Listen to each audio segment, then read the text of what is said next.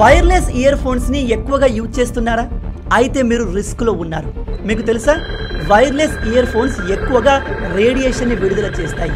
So now what we're going to do is we're going to open up the AirPods, put them on, and let's see what happens.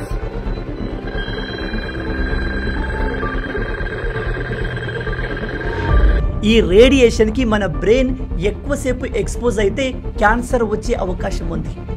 WHO ప్రకారం మీరు ఈ wireless year ఫోన్స్ని రోజుకి 1 గంట కన్నా ఎక్కువ 60% volume కన్నా ఎక్కువతో వింటే మీకు చెవుడు వచ్చే అవకాశం ఉంది.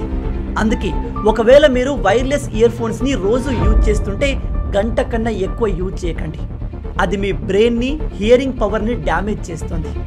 ఇఫ్ మీరు అంతకన్నా ఎక్కువ టైం యూజ్ చేయాలి అనుకుంటే వైర్డ్ ఇయర్ ఫోన్స్ని యూజ్ చేయండి. వీటి నుంచి ఎటువంటి రేడియేషన్ రాదు.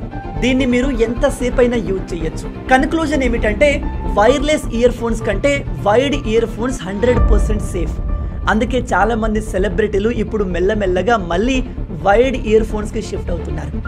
ఈ విషయం ప్రతి ఒక్కరికి తెలిసేలా వీడియోని షేర్ చేయండి.